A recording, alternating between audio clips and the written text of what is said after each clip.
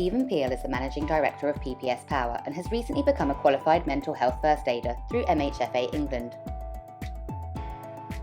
MHFA are a social enterprise that offer expert guidance and training to support mental health in the workplace and beyond. Their mission is to train 1 in 10 people in mental health awareness and skills. Stephen talked to us about the benefits this qualification can bring to businesses through improved awareness and leadership practices that offer more effective support to employees. What impact does a lack of mental health awareness have on businesses? Any business that doesn't have awareness for mental health, let alone having a mental health first aider, will feel the impact of that, and it will impact on the effectiveness of that business. All businesses have people within them, and the greatest asset for any business is people. And the stats are these: 1 in 4 will experience mental health issues in any given year. Recently, anxiety, depression and stress accounted for 35% of all work-related ill health, and 43% of all working days lost to ill health. I could go on. There are many stats to prove this point, but it's clear that if a business can enable itself to support individuals who struggle with mental health issues, they will inevitably improve staff wellbeing and help to prevent the preventable sick days. What is mental health first aid in the workplace? Mental health first aid in the workplace should be looked at and regarded as first aid in the workplaces. There are very few, if no, businesses that don't have a first aider, but how many actually have a mental health first aider? Now, a first aider's job is to ensure that everyone is safe until professional help arrives, particularly the person that's had the injury.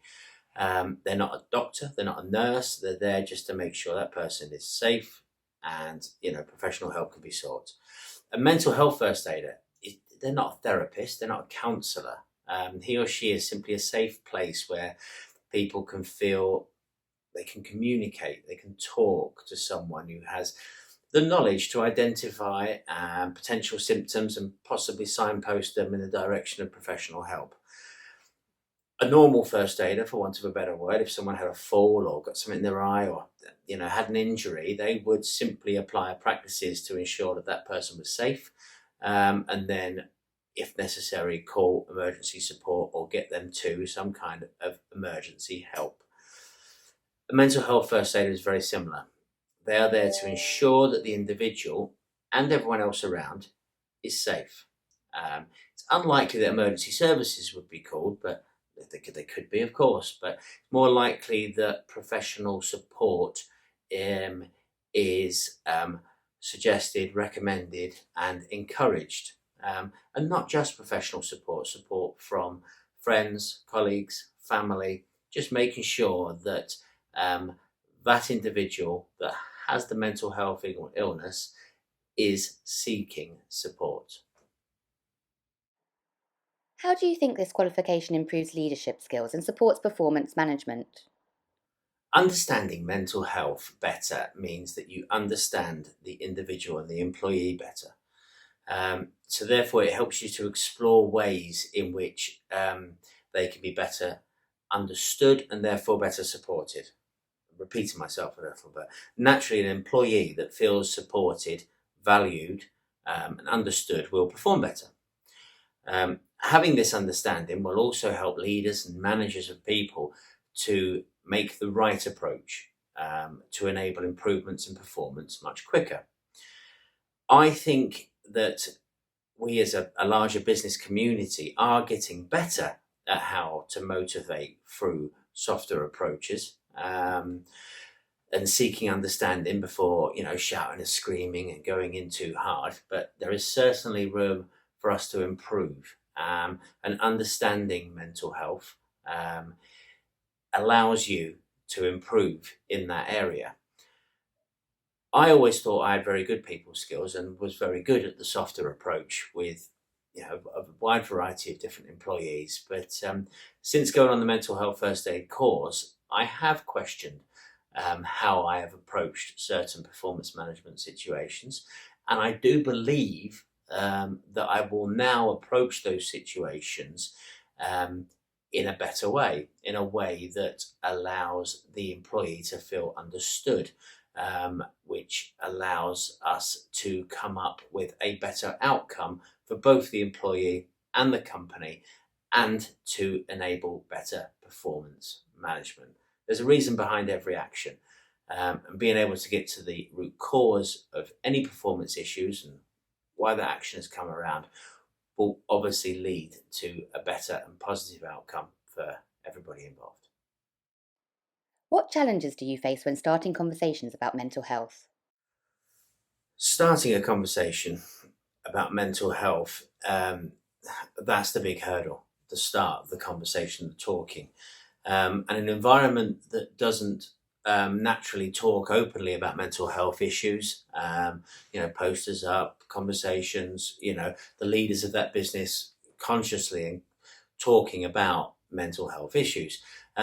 You need to normalize the illness. It's exactly the same as any other illness that you would freely discuss around the office. And if you can normalize it and make it a common place to talk about it, then the one-to-one conversations are much easier for people to have, and to know where to go to have them. I'm very conscious that I wear two hats in this organisation as the business leader and the mental health first aider. So far, I think it's going well. It's very early days, but so far it's okay, and plenty of people have come to talk to me, which is great. And I feel like I can wear the right hat at the right time. But the more people you have trained in as a mental health first aider, the better. We'll be rolling out training, because not everybody will be comfortable to come to me. That's a fact. Not everyone will. Thankfully, like I say, I have had many people come and start to talk to me, and that's the key. They've started the conversation. They've opened the door to the possibility that there is a safe place for them to talk about how they are feeling. Some of the conversations have just simply been about the pressure they've been feeling and the stress they're under. And again, great, healthy conversations. It doesn't have to be a conversation about something that could be categorized as a mental health issue. In fact, the earlier you start talking and having conversations about how you're feeling and what pressures you're under, the less likely it's going to become anything bigger. Talking is the key factor, and it will only happen in an environment that is safe to do so. So be really careful of the language that is being used, especially if you are the mental health first aider. As a mental health first aider and as a business leader, really, you should not be joking and belittling mental health. The minute you do that, you are just saying to anybody who is feeling that way that you're not a safe place for them to come. You're not someone that can take it seriously, and you're potentially someone who will make a laugh and a joke about it, which is the worst thing you can do. Language is very important. Be very careful about the language that is used around the office, about mental health in particular. What skills do you need to become a mental health first aider? So, skills to become a mental health first aider. Now, there was a lot that was discussed in the 2-day course, but don't feel that you need to be an academic. I have, and I will continue to read and watch some of the recommended literature that they have suggested, and improve my understanding at my own pace. What you need to be is a good listener. It sounds like an obvious one. Of course, people are going to come and talk to you. You need to be a good listener. But you need to be able to listen without being judgmental in any way. And to put your own point of references to one side. Everybody's been brought up differently. Everyone has very different experiences. Do not bring your own experiences and your own points of reference into that discussion. It's important to remember that as a mental health first aider, you are not a trained therapist, you're not a counsellor, and we should not be giving advice on how to manage situations. The role is to listen, give support, and encourage professional help. Not just professional help, but support from family and friends. Just make sure that there's a safe place for them to talk and to identify that potentially there's a mental health issue here, and to say that you probably need to go and see your GP, get a referral, but to push them towards the professional help. Don't try and give it yourself as a mental health first aider. You're just there to listen, non-judgmentally, without your own point of reference, and help to push them in the right direction. Also key as a mental health first aider that you know how to look after yourself. If people are downloading onto you, it can be very, very draining and telling you all about everything that's going on. So it's really important that you know how to look after your own well-being, and do, practice all the right things that you would be. Practice what you preach. That's what they say. I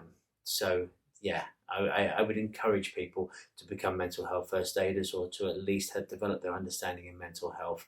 It's not something you would ever regret doing. Why do you think it's important for more men to take up mental health first aider roles? I was very pleased with how many men were on the course that I went on for 2 days, and surprised, rightly or wrongly. I don't know, men tend not to talk to each other about how they're feeling. It is improving. Men do open up a little bit more nowadays in this generation and younger generations, but slowly improving. We perhaps have a tendency to bury our feelings more than women may do, or just carry on regardless. It's some more stats for you. 36% of NHS referrals for therapy are for men. So, you would think it would be a bit more than that if men were coming forward much easier. However, 3 times as many men as women die by suicide. Men aged between 40 and 49 have the highest rates of suicide in the UK. So men need to talk about it more. Men do need to come forward, and to realise that mental health is normal. It's just the same as any other illness that you might get. And it's important that men get involved in this normalising of mental health discussions. And if becoming a mental health first aider helps men to do so, then great. And if having male mental health first aiders allows more men to come forward and talk about mental health issues, then great. But it's important that whoever is the mental health first aider, that they are approachable. So the more people you have, and the more diverse group of people that you have trained in mental health, the better. So men, women, race, religion, sexual orientation, everything. People need to feel there is a comfortable place for them to go, and a safe place for them to go and talk. Talk without being judged, and being able to access the right level of support from someone who knows how to point them in the right direction.